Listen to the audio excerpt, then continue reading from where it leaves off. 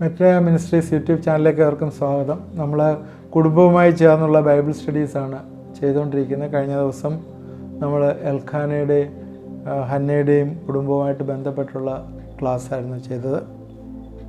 ഇന്ന് നമ്മൾ ന്യായാധിപന്മാരുടെ പുസ്തകത്തിലേക്ക് വരികയാണ്. ന്യായാധിപന്മാരുടെ പുസ്തകത്തിലേക്ക് വരുമ്പോൾ 13-ാം അധ്യായത്തിലെ മനോഹയുടെ കുടുംബത്തെക്കുറിച്ചാണ് നമ്മൾ പഠിക്കുന്നത്. ഇന്ന് തീർന്നില്ലെങ്കിൽ ഇന്ന് നാളെയുമായിട്ട് 2 ദിവസമായിട്ട് നമുക്ക് തീർക്കാം എന്ന് വിചാരിക്കുന്നു. നമുക്കറിയാം, ജഡ്ജസ് നമ്മൾ പഠിക്കുമ്പോൾ നമുക്ക് കാണാം, എപ്പോഴും മനുഷ്യൻ്റെ ഒരു കാര്യം ഒരു സൈക്കിളാണ്. അവർ പാപം ചെയ്യുന്നു, അവരെ ആരെങ്കിലും പിടിച്ചുകൊണ്ട് പോകുന്നു, പിന്നെ യുദ്ധം ഉണ്ടാകുന്നു, പിന്നെ സ്ലേവറി വരുന്നു, പിന്നെ ദൈവം അവരെ വിടുവിക്കുന്നു.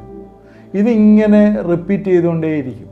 യഹോവയെ ദൈവം അവരെ വിളിച്ച് അവരെ ഇസ്രായേൽ മക്കളെയൊക്കെ നടത്തി കൊണ്ടുവന്ന് അവരെ അവിടെ ആക്കി കഴിഞ്ഞപ്പോഴത്തേക്ക് അവർ വീണ്ടും അന്യദൈവങ്ങളുടെ പുറകെ പാപം ചെയ്യാൻ പോവുകയാണ്. പാപം ചെയ്യാൻ പോകുമ്പോൾ വീണ്ടും അവർ യഹോവയ്ക്ക് അനിഷ്ടമായിട്ടുള്ള ചെയ്യുകയാണ്. ഇങ്ങനെ ഇത് കണ്ടിന്യൂസ് ആയിട്ട് ഈ സൈക്കിൾ ഇങ്ങനെ പോവുകയാണ്. ഈ 1-ാം വാക്യം ജഡ്ജസ് 13-ന്റെ 1-ാം വാക്യത്തിൽ ഇങ്ങനെയാണ് ചെയ്യുന്നത്: ഇസ്രായേൽ മക്കൾ പിന്നെയും യഹോവയ്ക്ക് അനിഷ്ടമായ ചെയ്തു. ഇങ്ങനെ ഈ സ്റ്റേറ്റ്മെൻറ്റ് ഇതിനകത്ത് കാണാൻ 7 പ്രാവശ്യം ഇങ്ങനെ യഹോവയ്ക്ക് അനിഷ്ടമായ ചെയ്തു, യഹോവയ്ക്ക് അനിഷ്ടമായ ചെയ്തു. ഒരു ലോങ് ഡ്യൂറേഷനാണ്. 40 വർഷത്തോളം ഫെലിസ്റ്റിയുടെ കയ്യിൽ ഏൽപ്പിച്ചു കൊടുത്തതാണ്. എവിടെ ഒരു സ്വഭാവം, ഇസ്രായേലിൻ്റെ സ്വഭാവം ഇതായിരുന്നു: അവർ തോന്നിയതുപോലെ ജീവിക്കായിരുന്നു. ഓരോ പ്രാവശ്യവും ദൈവം ന്യായാധിപന്മാരെ അയച്ചവരെ വിടുവിക്കും. കാരണം അവർ തോന്നിയ പോലെ ജീവിക്കും. ജഡ്ജസിൻ്റെ 21-ന്റെ 25-ാം വാക്യം, അവർ തോന്നിയ പോലെ ജീവിച്ചു, ഇസ്രായേൽ രാജാവില്ല എന്ന് പറഞ്ഞിട്ട് അവർ തോന്നിയ പോലെ ജീവിച്ചതായിട്ട് കാണുന്നു. എന്നാൽ ഇസ്രായേൽ മക്കൾ ഈ അനിഷ്ടമായി ചെയ്തിട്ട് 40 വർഷത്തോളം ഈ പീരീഡ് ഓഫ് ഒപ്രഷൻ, ലോങ്ങസ്റ്റ് ആയിട്ടുള്ളൊരു പീരീഡാണ്. ആ സമയത്ത് ഒപ്രഷനിലേക്ക് പോയി എന്ന് കാണുന്നു. മനുഷ്യൻ്റെ സ്വഭാവം എപ്പോഴും ഇങ്ങനെയാണല്ലോ. എല്ലാ കാര്യങ്ങളും നന്നായിരിക്കുമ്പോൾ അവൻ ദൈവത്തെ മറക്കുകയും ദൈവത്തിനെതിരായിട്ട് തിരിയുകയും ചെയ്യും. എല്ലാം നന്നായിരിക്കുമ്പോൾ. പ്രയാസങ്ങൾ വരുമ്പോഴാണ് ദൈവത്തോട് വിളിക്കുന്നത്. ഈ തലമുറകളെക്കുറിച്ച് പറയുമ്പോഴും നമ്മൾ പ്രത്യേകം ശ്രദ്ധിച്ചാൽ അറിയാം, നമ്മുടെ പൂർവ്വപിതാക്കന്മാരൊക്കെ ദൈവത്തിൻ്റെ സന്നിധിയിൽ ഭയങ്കരമായിട്ട് വിനയത്തോടും ഭയത്തോടും കൂടെ നെടുവീർപ്പിട്ട് നിലവിളിച്ച് കരഞ്ഞ് ദൈവത്തിൻ്റെ സന്നിധിയിൽ മുട്ടുമ്പോൾ നിന്നതിൻ്റെ ഫലമായിട്ട് ദൈവം അടുത്ത തലമുറകളെ അനുഗ്രഹിച്ചു വന്ന് അവർ പല രീതിയിൽ വളർന്നു വന്നതിന് ശേഷം അവർ ആ ദൈവത്തെ മറന്നു കളഞ്ഞതിനാൽ ഇപ്പോഴും കുടുംബങ്ങളിൽ ശിഥിലമായി, കുഞ്ഞുങ്ങളുടെ മാരേജ് ഇല്ല, അവരുടെ തോന്നിവാസമായിട്ട് ജീവിച്ച് പല രീതിയിലുള്ള നാശവും ദൈവത്തിന് അനിഷ്ടമായിട്ടുള്ള കാര്യങ്ങൾ ചെയ്ത് ജീവിക്കുന്ന കാര്യം. ഒരു കഥ കേട്ടിട്ടുണ്ട്. ഇങ്ങനെ ഒരു അച്ഛന് 2 പിള്ളേരുണ്ടായിരുന്നു. അച്ഛനാണെങ്കിൽ എല്ലാ ദിവസവും പിള്ളേരെ എല്ലാ ആഴ്ചയിലും പള്ളിയിൽ കൊണ്ടുവരികയും ഫെലോഷിപ്പിൽ കൊണ്ടുവരികയും ഒക്കെ ചെയ്യും. പാസ്റ്റർമാരെ കാണും, പ്രാർത്ഥിക്കുകയൊക്കെ ചെയ്യും. എന്നാൽ ആ അച്ഛൻ മരിച്ചു കഴിഞ്ഞതിന് ശേഷം ഈ പിള്ളേർ പാസ്റ്റർക്ക് വരികയില്ല, ഫെലോഷിപ്പ് വരികയില്ല. അങ്ങനെ ഇരുന്ന് കഴിഞ്ഞപ്പോൾ ഒരിക്കൽ ഒരു ബ്രദർ വിളിച്ച് പറഞ്ഞു, പാസ്റ്റർ പെട്ടെന്ന് വരണം, വീട്ടിലോട്ട് വരണം, എൻ്റെ ബ്രദറിനെ പാമ്പ് കടിച്ചു. അതിന് പ്രാർത്ഥിക്കാനുള്ള പ്രേരണ വരുന്നത് പാമ്പ് കടിച്ചപ്പോഴാണ്. കാരണം പാസ്റ്റർ ഇങ്ങനെ മനസ്സിൽ പറഞ്ഞു എന്ന് പറയാം, കർത്താവേ നീ വേറൊരു പാമ്പിനെ കൂടെ വേണേ, മറ്റവനെ കൂടെ കടിക്കാനാണ്. തമാശ രൂപയാണ് പറയുന്നെങ്കിലും ജീവിതത്തിലെ നിരാശയും പ്രയാസങ്ങളും ഒക്കെ വരുമ്പോഴാണ് ദൈവത്തെ വിളിക്കുന്നത്, ദൈവത്തിൻ്റെ അടുക്കിലേക്ക് പോകുന്നത്. സന്തോഷത്തോട്ടിരിക്കുമ്പോൾ പലരും ഇതെന്തിനാ ഈ ദൈവം എന്ന് ചിന്തിക്കും. ഇവിടെ ഇസ്രായേലിനെ സംബന്ധിച്ചിടത്തോളം ഇസ്രായേലിന് വലിയൊരു ആവശ്യമുണ്ട്. എന്താണ്? That is the person for delivering. അവരെ ഡെലിവർ ചെയ്ത് കൊണ്ടുവരാനായിട്ട് ഒരാളിനെ ആവശ്യമാണ്. Greatest need of Israel is A deliverer. അതിനെ വിടുതൽ പ്രാപിപ്പാനായിട്ട് അല്ലെങ്കിൽ അവരെ വിടുവിക്കാനായിട്ട് ഒരാളിനെ ആവശ്യമാണ്. ഇവിടെ മനോയുടെ കുടുംബത്തെ ദൈവം തിരഞ്ഞെടുത്തതായിട്ട് ഇവിടെ കാണുന്നു ഈ ഒരു പർപ്പസിന് വേണ്ടി. അവിടെ ഒരു അനൗൺസ്മെൻറ്റ് 7-ാം വാക്യത്തിൽ, 13-ാം അധ്യായത്തിൻ്റെ 7-ാം വാക്യത്തിൽ ഒരു അനൗൺസ്മെൻ്റ് ഉണ്ട്. സ്വർഗത്തിൽ നിന്നുള്ള അനൗൺസ്മെൻ്റ്, ദൈവപുരുഷൻ വന്നിട്ട് പറയുന്ന കാര്യമാണ്.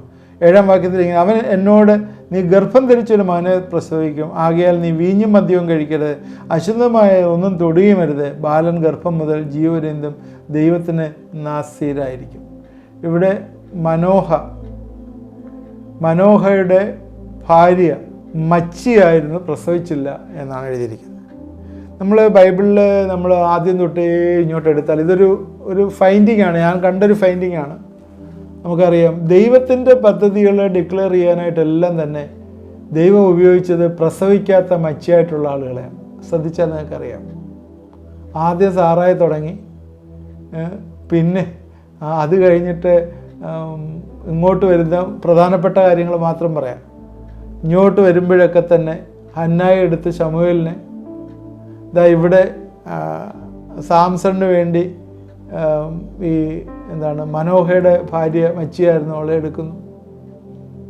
സക്രിയാവ് എൻ്റെ എലിസബത്തും യോഹന്നാൻ സ്നാപകന് വേണ്ടി മച്ചിയായിരുന്നു, എടുക്കുന്നു.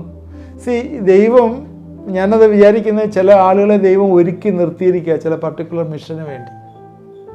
അത് അവർ തിരിച്ചറിയണം. ചില ആളുകൾ വിചാരിക്കും, അയ്യോ എൻ്റെ ജീവിതത്തിൽ ഈ നാശം വന്നേ, എനിക്ക് ദൈവം എന്നെ ഒന്നും ചെയ്തില്ലേ എന്നൊക്കെ പറഞ്ഞില്ല. ഈ ശാപഗ്രസ്തരെ പോലിരുന്ന് കരയും, ദൈവത്തിനെ കരയും പ്രാർത്ഥിക്കുകയും ചെയ്യുന്നവരുണ്ട്, എനിക്കിതൊന്നും തന്നില്ലേ എന്ന്. ദൈവം പറഞ്ഞിരിക്കുന്നത് എല്ലാറ്റിനും സ്തോത്രം ചെയ്യാനായിട്ടാണ്. അന്നേരം സ്തോത്രം ചെയ്യുന്ന അനുഭവം വരുമ്പോഴേ മച്ചിയായോ ഇല്ലയോ എന്നുള്ളതല്ല, ദൈവത്തിൻ്റെ പ്രവർത്തനം അതിൽ കൂടി നടക്കുമെന്ന് കാണും. ഇവിടെ എല്ലാം അങ്ങനെ കാണുന്നുണ്ട്. ദൈവം അതിനെ ഒരു പർട്ടിക്കുലർ ടൈമിൽ അവരെ മാറ്റി നിർത്തിയതാണ്. ഒരു വലിയൊരു മിഷൻ ദൈവത്തിനെ ചെയ്തെടുക്കാനായിട്ട് അവരെ തൽക്കാലത്തേക്ക് മാറ്റിവെച്ചാൽ. അതുമാത്രമല്ല, ദൈവത്തിൻ്റെ ഒരു പദ്ധതി അതിലുണ്ട്. കാര്യം എന്ന് വെച്ചാൽ എല്ലാവരും തന്നെ പ്രായമായും അവരുടെ ടൈം കഴിഞ്ഞും ഒക്കെ കുഞ്ഞുങ്ങൾ ജനിക്കുമ്പോഴേ സാധാരണ ഉള്ളതിൽ നിന്ന്, നോർമൽ കോഴ്സിൽ നിന്ന് വ്യത്യസ്തമായി വരുമ്പോഴേ അവിടെ ദൈവത്തിനൊരു പദ്ധതി ഉണ്ട് എന്ന് തെളിയിക്കാനും കൂടിയാണ് ഇതൊക്കെ ചെയ്യുന്നത്. ഇവിടെ അങ്ങനെ തന്നെയാണ് ചെയ്തിരിക്കുന്നത്. ഇവിടെ മച്ചിയായിരുന്നു എന്ന് പറഞ്ഞിട്ട് അവിടെ ദൈവം ഒരു അനൗൺസ്മെൻ്റ് നടത്തുകയാണ്. ഈ ഒരു കുടുംബത്തെ ദൈവം തൻ്റെ പദ്ധതിക്ക് വേണ്ടി തിരഞ്ഞെടുത്തു എന്നുള്ളത് ഏറ്റവും വലിയ ഒരു കാര്യമാണ്. അതിൻ്റെ കാരണം എന്താണ്? A family who listens god, ദൈവവചനം കേൾക്കാനുള്ള അല്ലെങ്കിൽ ദൈവത്തിൻ്റെ അഡ്വൈസ് കേൾക്കുന്ന ഒരു family. That means a family which is available to god, ദൈവത്തിന് വേണ്ടി അവൈലബിൾ ആയിട്ടുള്ള ഒരു കുടുംബം. അങ്ങനെയുള്ള കുടുംബത്തോടാണ് ദൈവം കമ്മ്യൂണിക്കേറ്റ് ചെയ്യുന്നത്. ദൈവത്തിൻ്റെ സന്നിധിയിൽ അവൈലബിൾ ആയിട്ടൊരു കുടുംബത്തിന് വേണ്ടിയാണ് ദൈവം കമ്മ്യൂണിക്കേറ്റ് ചെയ്യുന്നത്. ഇന്ന് പല കുടുംബങ്ങളും എനിക്ക് സമയമില്ല, ദൈവവചനത്തിന് മുമ്പിൽ ഇരിക്കാൻ പറ്റുന്നില്ല. നേരത്തെ പറഞ്ഞു, കഴിഞ്ഞ ദിവസങ്ങളിലും പറയാം, കുടുംബ പ്രാർത്ഥനയ്ക്ക് സമയമില്ല, അതുകൊണ്ട് എനിക്ക് ഇതൊന്നും പറ്റത്തില്ല, ഞാനിങ്ങനെയൊക്കെ അങ്ങ് പൊക്കോളാം എന്ന് ചിന്തിച്ച് പോകുന്ന ഒരുപാട് കുടുംബങ്ങളുണ്ട്. എന്നാൽ അൾട്ടിമേറ്റ്ലി നിങ്ങൾ ഏതൊക്കെ രീതിയിൽ എത്രയൊക്കെ പെർഫോമൻസ്, എത്രയൊക്കെ പേഴ്സണാലിറ്റിയിൽ ഡെവലപ്മെൻറ്റും ഐക്യവും ഒക്കെ ഉണ്ടെന്ന് പറഞ്ഞാലും ultimately your life will be A failure എന്ന് വീണ്ടും ഞാൻ അടിവരയിട്ട് പറയുകയാണ്. നമ്മൾ പറയും ലോകത്തിൽ ഞങ്ങൾ വലിയ സക്സസ് ആയി, ഞങ്ങളുടെ വീട്ടിൽ നിന്ന് ഔട്ട്സ്റ്റാൻഡിംഗ് ആയിട്ടുള്ള എൻജിനീയേഴ്സ്, പ്രൊഫസേഴ്സ്, വലിയ ശാസ്ത്രജ്ഞന്മാരും ഒക്കെ വന്നു എന്ന് നിങ്ങൾ പറയുന്നുണ്ടെങ്കിലും അൾട്ടിമേറ്റ്ലി അടുത്ത തലമുറകൾ നോക്കുമ്പോഴേ ഏറ്റവും കൂടുതൽ നിരീശ്വരവാദികളും ദൈവമില്ല എന്ന് പറയുന്നവരും തകർന്നവരും കുടുംബമില്ലാത്തവരും ഒക്കെ നിങ്ങളുടെ കുടുംബത്തിൽ തന്നെ ആയിരിക്കും. കാരണം ദൈവം തലമുറകളോട് ചോദിക്കുന്ന ദൈവമാണ്. ദൈവം അങ്ങനെ വിട്ടുകളയുന്ന ദൈവമല്ല. ദൈവം കൺസിസ്റ്റൻ്റ് ആണ്. ദൈവത്തിൻ്റെ ക്യാരക്ടർ ദൈവത്തിന് ചേഞ്ച് ചെയ്യാൻ പറ്റില്ല. ദൈവം പറഞ്ഞിരിക്കുന്നതൊക്കെ ശരിയാണ്. ഇവിടെ അങ്ങനെയല്ല. ഇവിടെ ഒരു ഫാമിലി, മനോഹയുടെ ഫാമിലി, ദൈവത്തിൽ ആശ്രയിക്കുകയും ദൈവത്തിനോട് കൂടെ ഇരിക്കുകയും ചെയ്യുന്ന ഫാമിലിയാണ്. അതുകൊണ്ട് മാത്രമാണ് അവരെ ഈ റെസ്പോൺസിബിലിറ്റി ഏൽപ്പിക്കുന്നതെന്നറിയാം. അവിടെ കമ്മ്യൂണിക്കേറ്റ് ചെയ്യുന്നൊരു കാര്യം പ്രത്യേകം ശ്രദ്ധിക്കുക. 2 കാര്യങ്ങൾ അവിടെ കമ്മ്യൂണിക്കേറ്റ് ചെയ്യുന്നുണ്ട്. 7-ാം വാക്യത്തിൽ, അവൻ എന്നോട്, നീ ഗർഭം ധരിച്ചൊരു മകനെ പ്രസവിക്കും, ആകയാൽ നീ വീഞ്ഞും മദ്യവും കുടിക്കരുത്, അശുദ്ധമായൊന്നും തൊടുകയും അരുത്, ബാലൻ ഗർഭം മുതൽ ജീവപര്യന്തം ദൈവത്തിന് നാസ്യരായിരിക്കും എന്ന് പറയുന്നത്. He's a Nazarite to God. അവൻ ബാല്യം മുതൽ എന്ന് പറഞ്ഞാൽ ഈ ലോകത്തോട് ചേർന്ന് ലോകം പോകുന്ന പോലെ നീ പോകരുത്. വീഞ്ഞും മദ്യവും കുടിക്കരുത്. ഈ വീഞ്ഞും മദ്യവും മനുഷ്യൻ്റെ ഹൃദയത്തെ സന്തോഷിപ്പിക്കുന്ന ഒന്നാണ്. എന്ന് പറഞ്ഞാൽ ഈ ലോകത്തിൻ്റെ സന്തോഷത്തിൽ നീ കൂടുതൽ എൻജോയ് ചെയ്ത്, അതായത് പറയുന്നതെന്ന് ആൾക്ക് വലിയ പ്രയാസമാണ്. ക്രിസ്ത്യൻ ഫാമിലീസിനെ സംബന്ധിച്ചിടത്തോളം എൻജോയ് ചെയ്തതെന്നൊക്കെ പറയുമ്പോഴേ നീ എന്തോ മൊണോട്ടണസ്, ഞാൻ പറഞ്ഞ് ആ സെൻസിലല്ല പറയുന്നത്. നിങ്ങളുടെ ജീവിതത്തിൽ സന്തോഷവും ഉല്ലാസവും ഒക്കെ വേണം എന്ന് പറഞ്ഞാൽ ലോകത്തിൻ്റെ മോഹങ്ങളിൽ നീ പോയി അവർ നടക്കുന്ന പോലെ നടക്കരുത്. നിനക്ക് എന്തെങ്കിലും ഒരു പ്രത്യേകത വേണം. ചേരെ തിന്നുനിർത്തി ചെല്ലുമ്പം നടുക്കണ്ടം തിന്നണമെന്ന് പറയുന്നതല്ല. ചേരെ തിന്നുനിർത്തി ചെല്ലുമ്പോൾ അത് തിന്നാതിരിക്കാനായിട്ട് നീ പഠിക്കണം. അവിടെയാണ് നിൻ്റെ സ്റ്റാൻഡ് വരുന്നത്. ചിലപ്പോൾ അതിന് ചില വില കൊടുക്കേണ്ടി വരും. എന്നാലും ആ വില കൊടുത്ത് നിന്നാൽ ദൈവം നിന്നെ അനുഗ്രഹിക്കും. ഈ ലോകത്തിൻ്റെ കാര്യത്തിൽ സന്തോഷിക്കാത്ത കുടുംബം. അടുത്തത് അശുദ്ധമായതൊന്നും തിന്നലെന്ന് പറഞ്ഞു. അശുദ്ധമായതൊന്നും തിന്നാതെ ദൈവത്തിന് വേണ്ടി നസ്രൈറ്റായ കുടുംബം. What is our priority? നമ്മുടെ ജീവിതത്തിലെ പ്രയോറിറ്റി എന്തൊക്കെയാണ്? ഞാൻ പരദേശിയായി പാർക്കുന്ന വീട്ടിൽ നിൻ്റെ ചട്ടങ്ങൾ എനിക്ക് കീർത്തനങ്ങളാണ്. എൻ്റെ ഫാമിലി ദൈവത്തിൻ്റെ പ്രിൻസിപ്പിൾ, ദൈവത്തിൻ്റെ പ്രമാണമനുസരിച്ച് ജീവിക്കും എന്നൊരു ദൃഢപ്രതിജ്ഞ എടുക്കുന്ന കുടുംബമാണോ നിൻ്റെ കുടുംബം? 5-ാം വാക്യത്തിൽ പറയുന്ന കാര്യം ഇതാണ്: നീ ഗർഭം ധരിച്ചൊരു മകനെ പ്രസവിക്കുക, അവൻ്റെ തലയിൽ ക്ഷൗരക്കത്തി തൊടിയിക്കരുത്.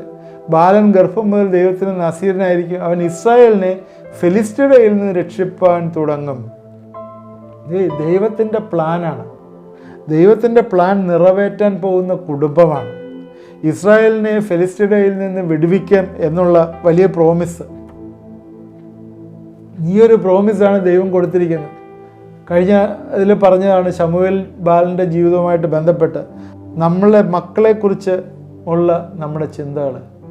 ദൈവരാജ്യത്തിൻ്റെ കെട്ടുമണിക്ക് പ്രയോജനമുള്ളവരായിരിക്കുമോ നമ്മുടെ മക്കൾ? ആ രീതിയിലുള്ള മക്കൾ നമുക്കുണ്ടാവണമെങ്കിൽ പേരൻസ് ദൈവത്തിൻ്റെ ഹിതം അന്വേഷിക്കുന്നവരായിരിക്കണം. ദൈവത്തിൻ്റെ സന്നിധിയിലിരുന്ന് ദൈവത്തിൻ്റെ വചനം, ദൈവത്തിൻ്റെ പ്രിൻസിപ്പിൾ അനുസരിച്ച് ജീവിക്കുന്നവരായിരിക്കണം. അതുകൊണ്ട് ഈ നാളുകളിലെ ഒരു ഐഡൻറ്റിറ്റി, ഈ ലോകവുമായിട്ടൊരു സെപ്പറേഷൻ, നമ്മുടെ വ്യക്തിത്വം കർത്താവിലുള്ള നമ്മുടെ ആശ്രയത്തിൽ, അല്ലെങ്കിൽ അവൻ്റെ പ്ലാൻ അനുസരിച്ചുള്ള ഒരു ഹിതം മനസ്സിലാക്കിയുള്ളൊരു ജീവിതം ആണ് പേരൻസ് നയിക്കേണ്ടതെങ്കിലേ അടുത്ത തലമുറയെ ദൈവം ആ രീതിയിൽ കൊണ്ടുവരാൻ പറ്റുള്ളൂ. 8-11 വാക്യത്തിൽ ഇതിൻ്റെ കൺഫർമേഷൻ വീണ്ടും ചോദിക്കുന്നതായിട്ട് നമ്മൾ കാണും. 8-ാം വാക്യത്തിൽ മനോഹ യഹോവയോട് പ്രാർത്ഥിച്ചു, കർത്താവെ, നീ അയച്ച ദൈവപുരുഷൻ വീണ്ടും ഞങ്ങളുടെ അടുക്കൽ വന്ന് ജനിപ്പാനിരിക്കുന്ന ബാലൻ്റെ കാര്യത്തിൽ ഞങ്ങൾ ഉപദേശിച്ചു തരുമാറാകട്ടെ എന്ന് പറഞ്ഞു. അങ്ങനെ വീണ്ടും പ്രാർത്ഥിക്കുകയാണ്. ആരാ? മനോഹ യഹോവയോട് പ്രാർത്ഥിക്കുക.